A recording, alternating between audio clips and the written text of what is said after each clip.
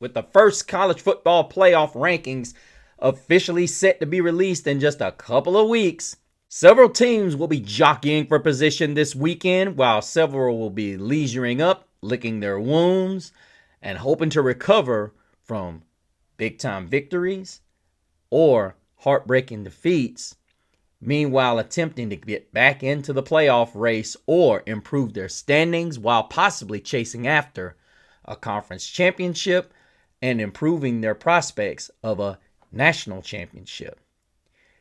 This week we have just a handful of major big-time matchups that have college football playoff and conference championship implications. Want to find out what those matchups are and what it could mean? Stay tuned to find out. For that and more on Gridiron Gab Triple Option.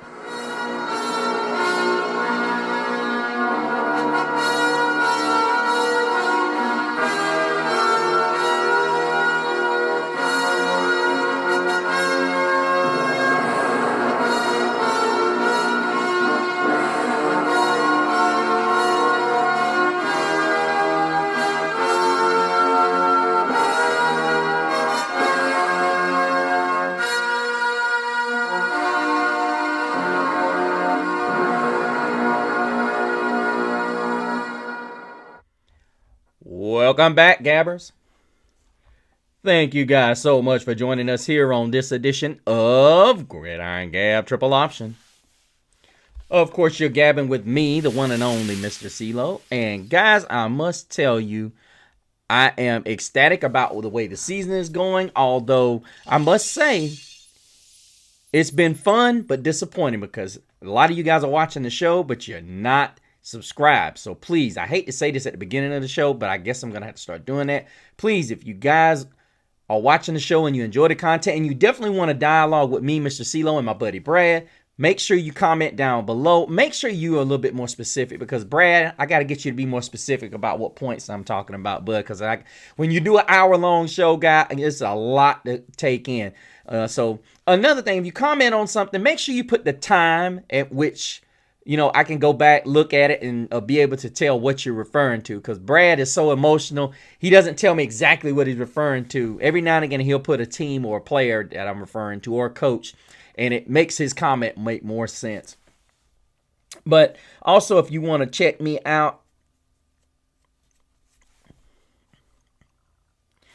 Also, if you want to check me out over on social media, let's go to, of course, YouTube at Gridiron Gab Triple Option. Also at Facebook of the same name, Gridiron Gab Triple Option. There's a group that you can join as well as a Facebook page. Finally, then there's Instagram with me, Mr. CeeLo, so you can keep up with all the shenanigans and things I will be caught up in. But what's going on with you guys? Hope you guys doing great. Really been trying to throw it down. Yeah, guys, make sure you check out my ranking show. Was not happy and thrilled about what I saw, not because my Irish weren't ranked where I thought they were or they should be, but ultimately you're seeing teams that are getting favorable rankings, and yeah, I'm not cool with that. I think your ranking should be across the board. You shouldn't just pick and choose where you think well, this team should be a top so and so team. No, and that's not where this is the way it works. It's just not. So individuals such as Joel Klatt and Josh Pate, whom look at this matchup and really actually did a critique on it. And I can't argue with why they did this. It's, ultimately not a choice of mine. I believe this is not going to be as entertaining of a game as most think, because ultimately, though UCLA is playing much better since the dismissal of former head coach Deshaun Foster, Kurt Cignetti has basically said this team is 3-0. Not good. Then you add in the fact that Kurt Cignetti basically is playing in their building or at home in Bloomington. Stop the cap. Bruh. This ain't a good look.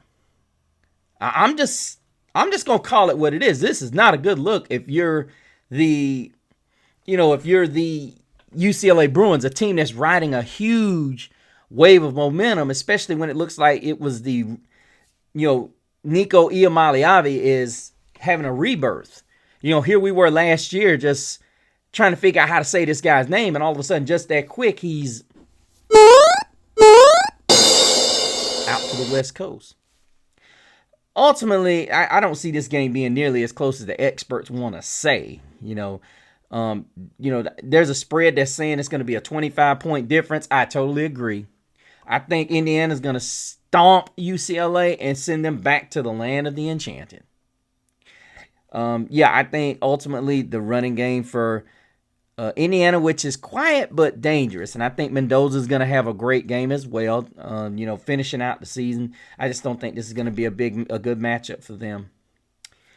Then, of course, you got number 7 Georgia Tech hosting Syracuse. Now, a lot of people are going to say they're waiting for Georgia Tech because this looks like a game where Georgia Tech's due a slip up, and I can't disagree with that. However, I think it's going to be highly unlikely because when you look at where this team has been the last couple of weeks, right there on the brink on the road, then they come in and they've got a quarterback situation where Steve Angeli, who was leading this team, and a lot of people keep referring to Georgia Tech, needing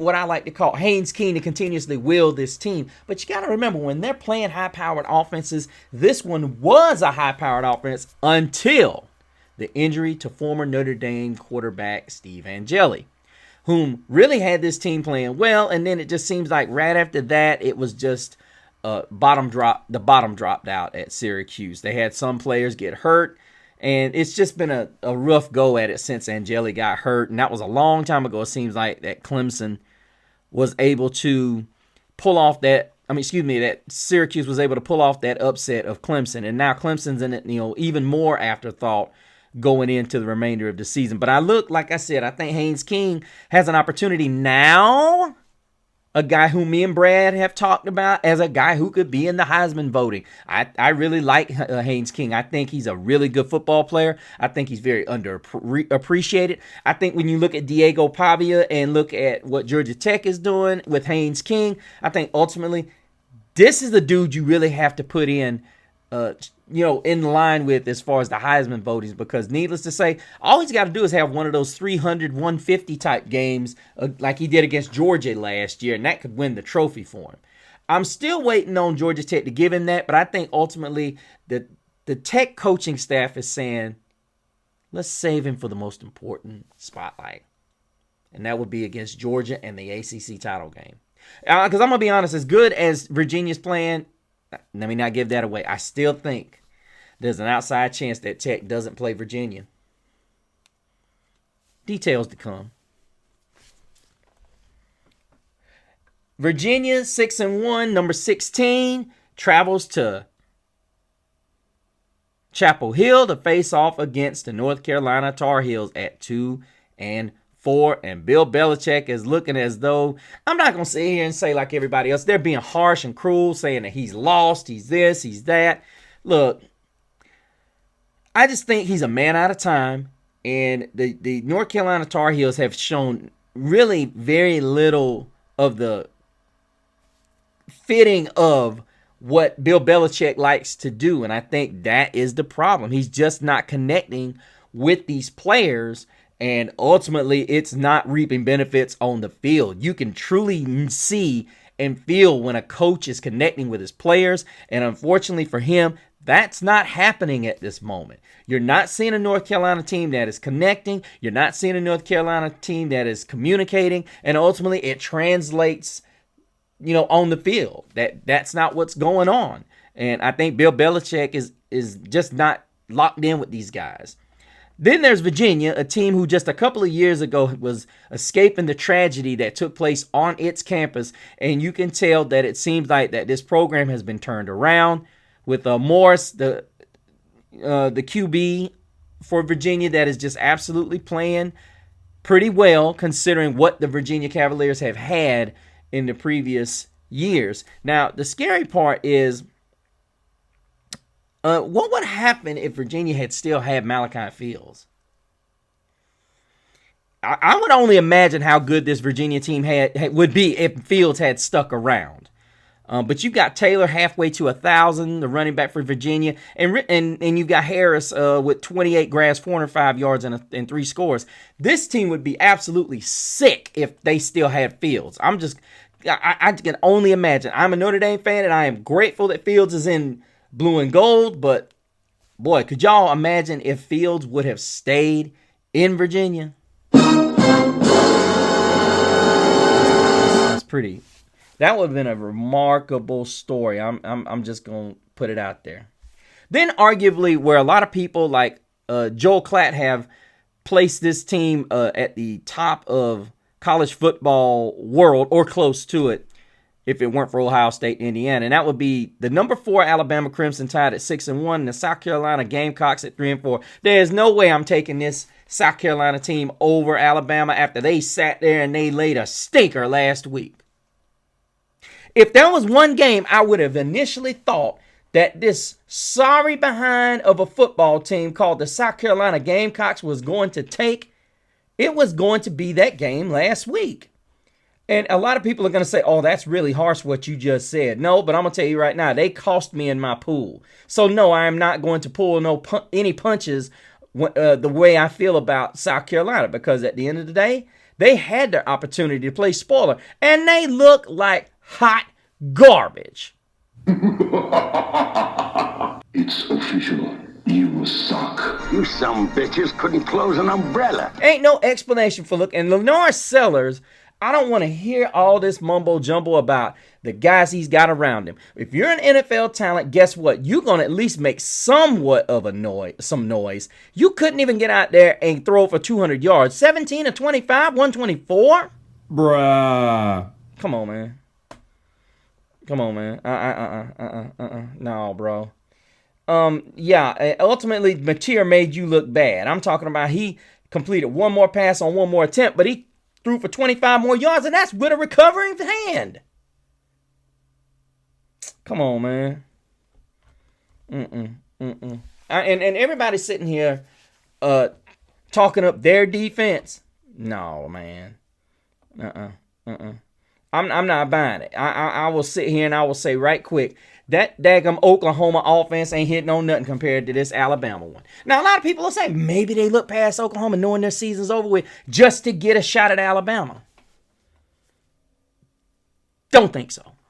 I'm taking Alabama big. They've got an 11-point spread. I look at it to be bigger than that. Then we got undefeated number 11 BYU versus 5-2 Iowa State. Now, I was going to go ahead and critique this, but I thought, the Big 12 is just wide open. And needless to say, no critique needed. BYU plays very good defense and runs the football. To me, this is going to be a game that I'm going to look up, and more than likely, Iowa State's going to win this one for the simple fact that they're going to be playing home. BYU's defense does travel, but their offense gives me a lot of doubt here. Martin has run for 774 yards and 4 scores, and BYU does live and die by its running game. There's no doubting that. I just think ultimately when you start looking at home field in the college ranks, you really have to understand it means a lot. It is not something that you can just shake a stick at and say, well, yeah, it might be important. Besides, this will be the toughest test that they will have had so far. And not to mention, who do they have coming up next week? You don't have to answer that question. Texas Tech! So, yeah. I'm looking at this game. I think they lose this one and possibly, I don't know.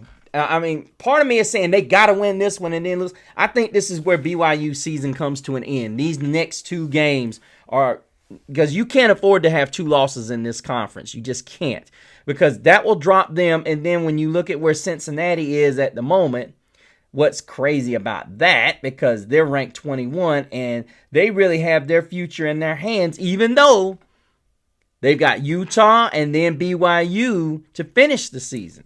So, I mean, you're talking about a possibility. You could have 2 loss, and ultimately you end up with an Arizona State team with 1 loss or a Cincinnati team that's undefeated, which I don't see that happening. You could very well see a 4-way one-loss team, and then it's just like that team doesn't go because it beat that team doesn't go because it beat that team. But I will say this, if BYU can go undefeated and Cincinnati can go undefeated, that will be the easiest path to go. But I am taking Iowa State for the upset in this one. Then we've got Illinois versus Washington. Now, I know a lot of people are going to say Illinois had a history of losing to really good football teams. Washington's no exception. They're just unranked. And for all fairness, Illinois' 2 losses have come against arguably 2 of the best teams in the country. I mean, you can't argue for 2 better losses than Ohio State and Indiana. Now, granted, the Indiana game was an absolute smacking, but ultimately, if you're an Illinois fan, you got to feel pretty darn good that those 2 losses came at those teams, and you're pretty much putting down everybody else. Now, this is why this game against Washington is very crucial for Illinois. If they can continue this trend and win, they could be 2 games behind. 2 games behind Indiana and Ohio State, which is not a bad place to be in. But ultimately, if you can stay in this position and win out in the college and you could possibly get to the college football playoff. But you cannot rule out Williams and Coleman's running ability. Now, Williams is thrown for 1,837 yards. That's a shade under 250 yards a game. So then you got to add in the Seattle element. This ain't the easiest place to play in, as Oregon found out 2 seasons ago. You're not just going to walk up into Seattle, but I will say this. Considering how well Ohio State played against Washington, I'll say Illinois' defense ain't Ohio State's, but I will say I think Illinois does enough on defense to secure the win in Seattle.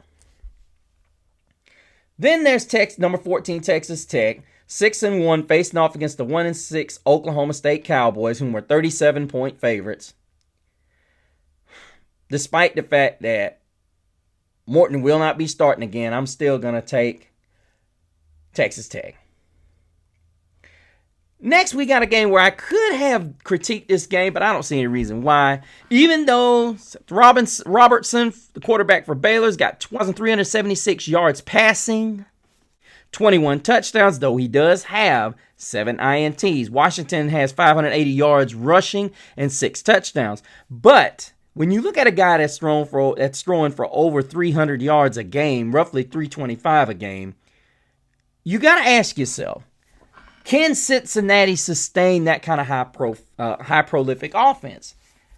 It's a tough ask, but ultimately, with Cincinnati the way they're playing, I don't see any reason why not. So I think by 7 o'clock, I'll look up and I'll see it'll be a close game, but I think Cincinnati pulls out the win. Arguably one I wanted to pull aside and actually critique. Number 22, Texas at 5-2, goes to Mississippi State to face off against the 4-3 Bulldogs. 0-3 in SEC play, trying to get their first win. It was a lot of talk. They were 4-0 when they walked into conference play, and they've lost 3 straight. All this talk about, Mississippi State was that good. Their competition wasn't. And as I've said before, many of your SEC schools, they get a bunch of weak teams on the schedule. They go undefeated, and all this hype goes into it. Texas just has been a disappointment. And surprisingly enough, they've made their way to 5-2, despite after that tough loss to Ohio State, arguably the best game that Ohio State's had to deal with. You look for this team, even when they weren't at their sharpest, they still gave Ohio State a game.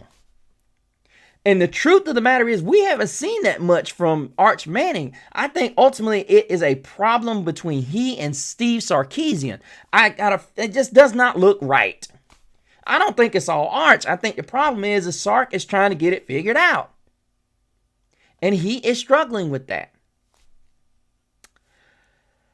Ultimately, as I said, I think Texas is able to continue to establish the run, establish that bum rushing defense, and they're able to go to 6-2, slowly creeping their way back up in there and go to 3-1 in SEC play. Then we've got number 6, 6-1, sixth ranked Oregon, 3-1 in the Big Ten, facing off against the 2-5, 0-4 in the conference Wisconsin Badgers, whom arguably are one of the major disappointments of this season. As Dante Moore got back on track last week, he's now up to 1686 on the year, 19 scores and 4 INTs. The Ducks rediscovered the run. And for me, this is not a good thing with Wisconsin coming in and getting absolutely mauled the last couple of times they've gone out. And they being Wisconsin. I think Oregon's going to do more of the same. I don't think Wisconsin has established themselves as a unit, as a team, or even as an offensive identity. So with that, I think Oregon, I think they're saying they're wearing their, what do they call them? Their Grateful Dead unis. So, yeah, I think ultimately this is not going to be a game, and there's going to be Grateful Dead time for, the Badgers. The Stanford Cardinal will visit the mighty Hurricanes in Coral Gables and try to pick up their third ACC win, as Miami is now 1-1 in ACC play and moved down to number 9. A lot of people are going to look at that Stanford FSU game and say that's the measuring stick that Stanford has. I'm pretty much going to use that too, despite the fact that, it was a beatdown. And clearly Miami was the better team. The score may not reflect that, but we all know Miami was just trying to get out of there with a win and not worry about any injuries. This is going to be a smackdown. Miami's going to be ticked off. They're going to get back to running the football no matter what Stanford tries to do. Carson Beck's not going to try to force the ball down the field to Tony and CJ. I just think they're going to do what they need to do, and they'll get back into the winning ways and make that mighty push to the end. Then you go to number 19, Louisville, hosting the 1-6 Boston College Eagles. Louisville's fresh off of that Miami upset, as Miller Moss looked more like a 5-star. Well, I'm not going to say 5-star, a 4-star quarterback after his tremendous performance against the Miami Hurricanes. I think ultimately this is going to be another game where Boston College is just outmanned and outgunned. Jeff Brom is going to be able to do what he does and get his guys out of this game and, into the showers at an earlier time so that none of his guys, will suffer major injury and they can focus on getting on to the ACC title game with the remainder of their schedule. Then we look at Michigan, number 25, Michigan, 5-2, 3-1 in the Big Ten versus 3-4 Michigan State, 0-4 in Big Ten play. Now, don't let this fool you. Michigan's favored by 14.5. I'll go ahead and tell you right now. Michigan does not have a victory on this schedule that shows me they can beat anybody. Now, I will say this. Do I think that Michigan State has a win on their schedule that's impressive? No. But I can tell you this. When you look at it from the standpoint of, USC did the same thing to Michigan that they did to Michigan State, and then you look at the Spartans scare me in that I'm not sure who's going to show up or where they're going to get any kind of tangible, complete offense if they can't run the football. But ultimately, I'm looking at Underwood because Underwood is a guy whom, when he gets lesser and he gets inferior competition, he actually does play like an elite quarterback. Which is why I look at Michigan State, not saying that they're a bad football team. I'm just simply saying that they don't have the same X's and O's as Michigan. That's what Michigan State, where Michigan State doesn't match up with Michigan. And Michigan, when they have teams that they outmatch, Underwood plays great. When they're either equal or better, he doesn't perform so well. But with that saying, would not be surprised if I turned on the TV about 10:30, 11 o'clock, and I saw Michigan State was winning this game, and it was Michigan that pulled the win. So, but I am going with Michigan at this point. Number 17, Tennessee, 5-2, 2-2 in SEC play. They visit Kentucky, 2-4, 0-4 in the SEC. Tell you the truth, Kentucky's a scary team for a team like Tennessee, because Tennessee, they like to spread you out and make you feel uncomfortable. They like for you to have to work like a rubber band. They stretch you way outside and then they leave you there. And what happens to a rubber band when you stretch it out? It gets weak in here. You really have to test your strength and your might. And that's what Tennessee and Josh Heupel's offense does. However, to me, they just don't take enough shots. Aguilar is a decent quarterback for this system. I think he'd be a better quarterback if he learned to take more shots, especially when you've got a big guy like Chris Brazel. Guy's 6'5" and runs big time. There's no way I'm not throwing him the ball down the field. And see, this is where I think Josh Heupel's weakness is. He has not utilized the other guys around Chris Brazel. He has not. And for that matter, I still think Tennessee wins this game, but I don't think they're going to be able to get to the college football playoff, because ultimately they're just not going to be able to get past a certain team that's going to be waiting for them. They've got two more big challenges, and I don't think they're going to be able to get past either one. Finally, we look at a game, in my opinion, I could have argued about going and critiquing this game, but I still think the results are going to be, the same, because they did get Sam Levitt's back. I think ultimately this is the game which, as much as Connor Wigman looks good, I think the Arizona State Sun Devils are a different football with Sam Levitt back. I think he is the guy that makes this, since Cam Scatterbo left for the NFL, it's almost like he understood what Scatterbo brought to the party, and he's bringing it, that leadership. And as good as Houston could be with Connor Wigman, I don't think it's going to be enough. I think ultimately, Arizona State is slowly starting to get some of their players back, like Iowa State. And, it's going to be a different football team now with Sam Levitt back in the fold. I think Wigman's going to play good, but it's not going to be enough. He's going to get the ball to Tyson, and it's going to be all she wrote. It'll be a close game, but I think Arizona's going to push the envelope, go to 4-1 in conference play, and pretty much push Houston, a surprise team, out of the Big 12 playoff and national championship race. Let us go to the big ones. First, let's look at South Florida versus the Memphis Tigers. Now, this game has huge implications for that non-power 4 conference teams. They get an automatic bid, or at-large bid, if you will. No, not necessarily at-large. They get the non-power 5 opportunity, or the slot, if you will. And these two teams arguably could be vying for it. I remember hearing, I think it was Josh Pate that said there was an outside chance that Boise could get in there. Not sure how that would work out. But ultimately, you're looking at the Memphis Tigers, a team that has just been playing good defense and running the heck out of the football. You've got two running backs and a quarterback that are over 380 yards rushing.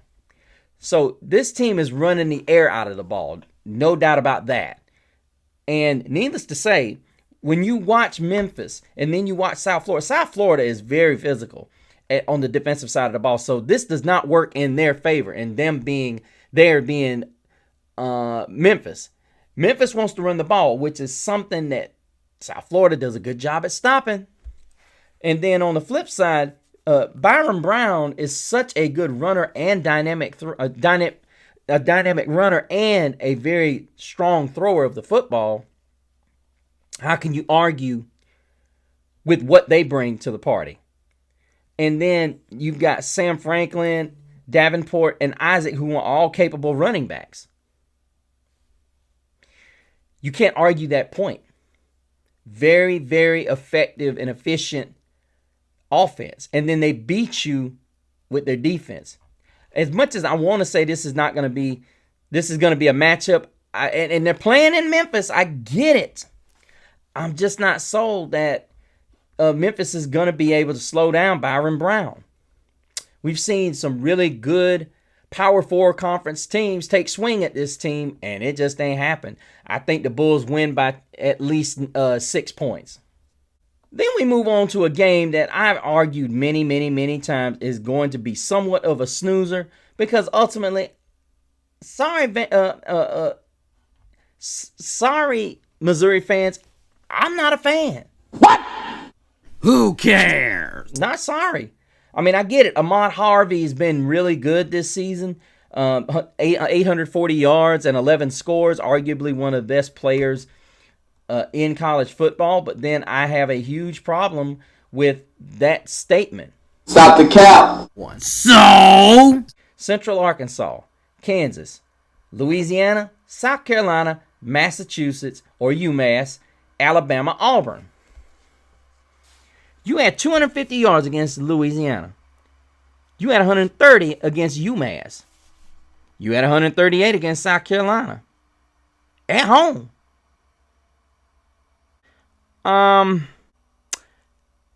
No. I don't need to say anything else. Because here's the reality. To me, this game is all about Diego Pavia. You know, a lot of people have tried to include Bo Pribula, saying that he's made some mistakes with the Brock. And I'm going to be honest, it's the same old story with Missouri.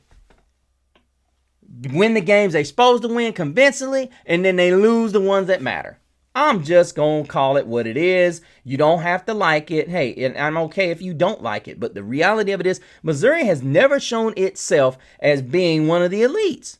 They have not since they joined the conference, except I think it was year 1, 2, or 3 that they were in the SEC. They showed themselves as someone that is to be respected.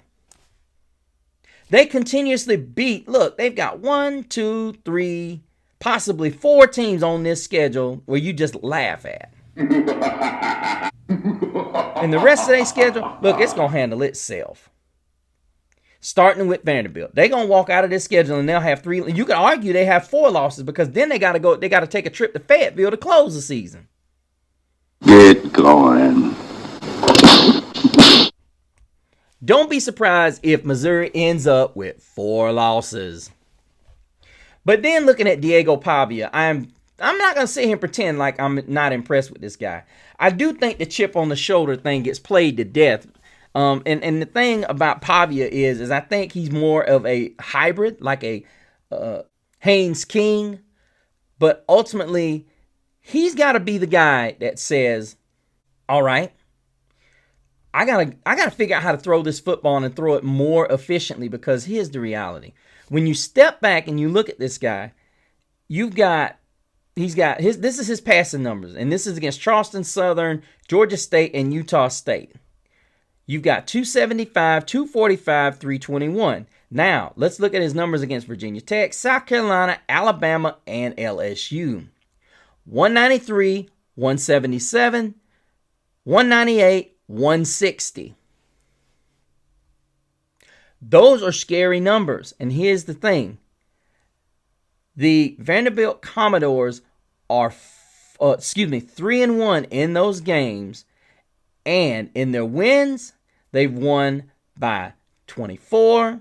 They've won by 24, and 7.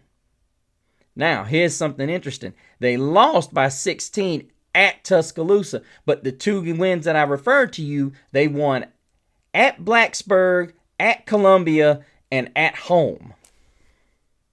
The at home one worries me, 160 yards, but I will say this, despite the fact that Missouri does have a pretty formidable pass rush, I'm not even going to pretend like this is something that is to be played with, because Missouri does have a very good pass rush. I mean, when you look at the number of guys that's got sacks, this team has a total of 21 sacks on the year and a grand total of 170 yards lost on sacks. But they've only got 4 interceptions, which has been a problem of Pavia when they played in these big games. He has had trouble hanging on to the football. But then I'm suspecting that with this game being in Nashville, this is why I have such an issue with people stating that Missouri is going to win this game. I don't see it. Vanderbilt is playing too good a football running it for this to go any other way. Pavia's only got, when you look at this, he does lead the team in rushing, but he's got 438 yards on the ground. His offensive numbers don't jump off the page at you. Now, the rushing does, but you got Cedric Alexander and Young with right at 300 yards a pop. That's two guys that are accounting for 600 yards of rushing to go with the 438 of Pavia. And when you start looking at this team and you start looking at the dynamics in which they run the football and they throw the ball, this is the one thing that separates Vanderbilt from a lot of teams. They want to throw the ball so that they don't have to. I know a lot of people have just gotten confused about what I said. They've thrown the ball with Pavia 138 times, but they've ran it a total of 236 times. So it's already a foregone conclusion that you have to make Pavia throw this thing, and you better make him throw it accurately. See, that's what makes him different from Haynes King.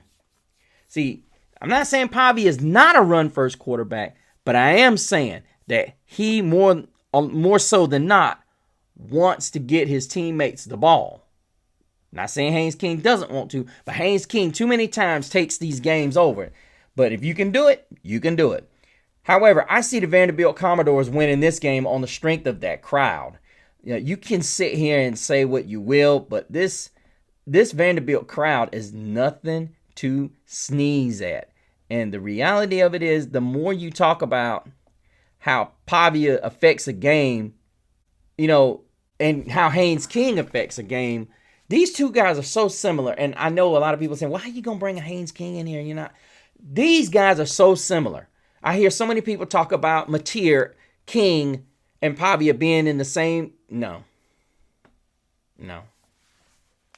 Speaking of Mateer, let us go to a game, in my opinion, that was really difficult as far as putting as the number 2 matchup of this week. It was really difficult saying no to that. And that would be the 6-1 Ole Miss Rebels visiting Norman to take on the 13th ranked Oklahoma Sooners. Both these teams coming off arguably not bad losses, but I guess you could say stifling losses, if you will.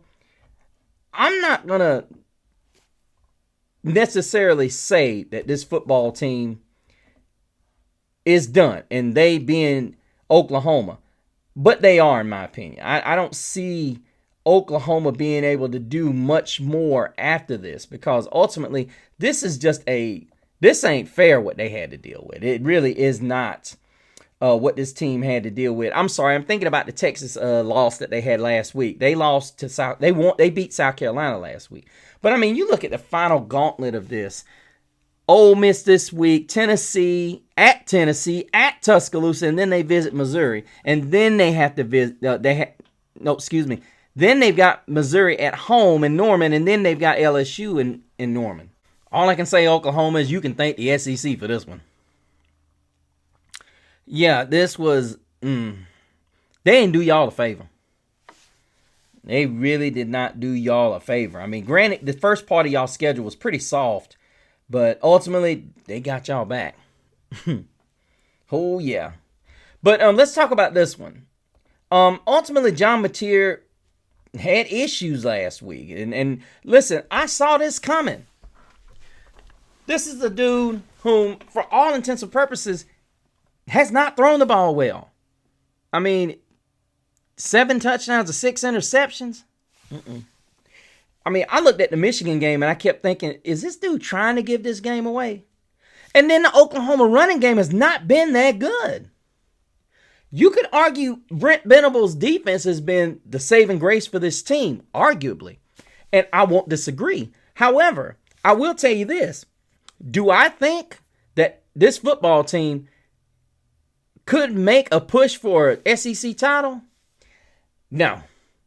They are going to have to surprise some people, and I don't see that happening. Sorry, Oklahoma fans. I'm not like Josh Pate. I'm not on the Oklahoma bandwagon. I'm not drinking that Kool-Aid, because ultimately, Mateer was overrated as a Heisman candidate. I mean, it's a feel-good award. That's simply what it is, and you people fell for it. And ultimately, you look silly now. And I'm just saying, you ultimately cannot afford to look silly when it comes to deciding who's going to win. And ultimately, I'm not fixing to take that fall because ultimately, I know better.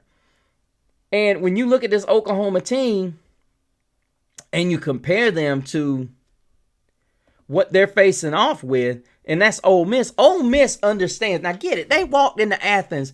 Everybody's saying they fell apart. They fell apart. Or Georgia they stepped it up, and then you can't kill the Bulldogs. Well, if that's the case, why is there any doubt that Ole Miss is going to dominate this game? Sorry.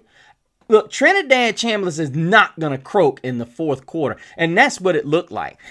I'm going to call it what it is. He threw several balls either in the dirt or he overthrew or he was off target. When he went 2.5 quarters or 2 3/4 quarters and was on point. Then he gets in the fourth quarter. The drunken Georgians finally decided they were going to cheer for the Bulldogs in the fourth quarter because somebody walked over to them and went,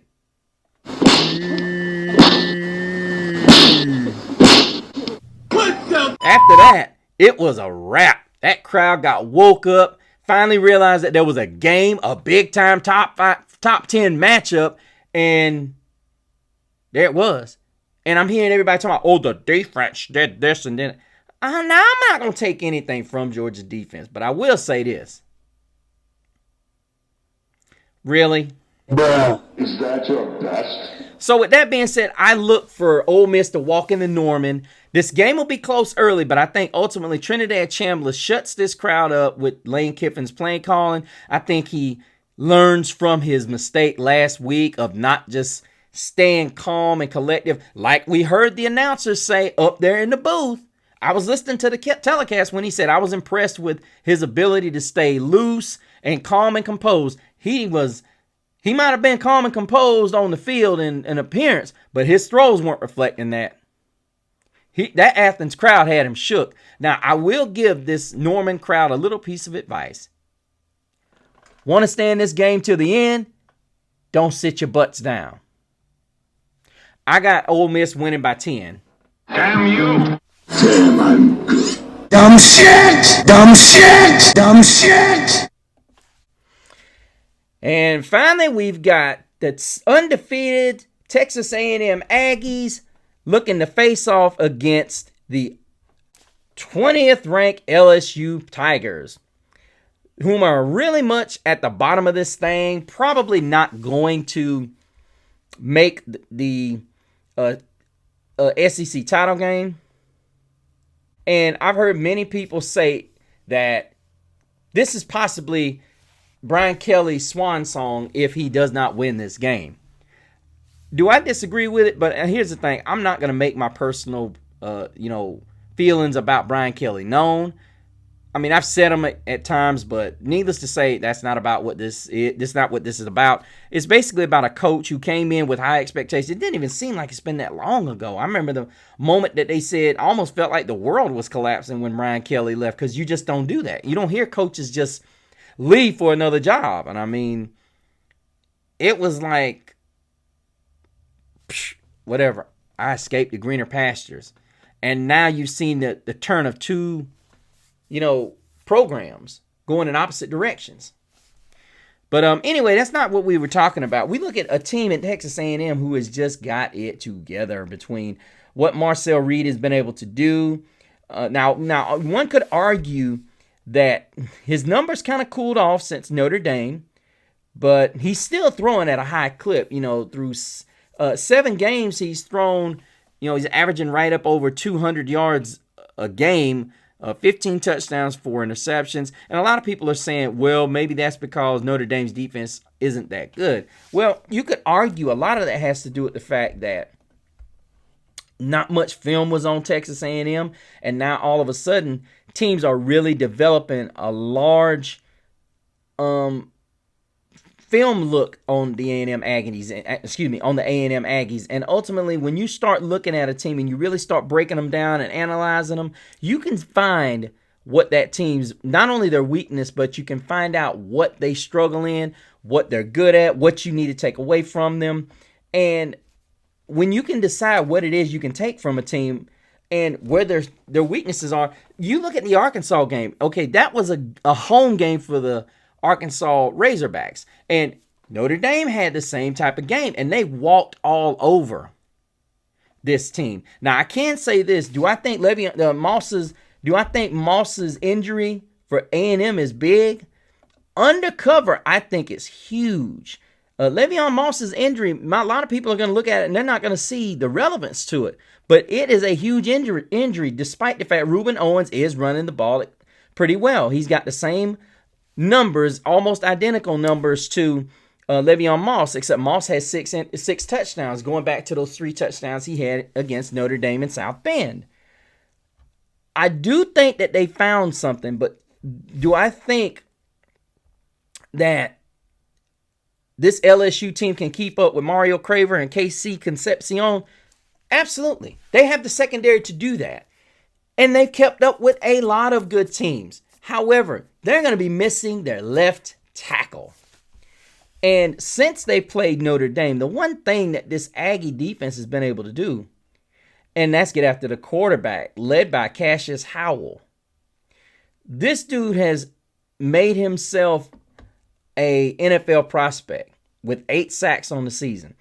And then you got Deion Hayes, who's got 3, not to mention you got Damian Sanford with 2.5. And between that team, they've got 25 sacks on the season.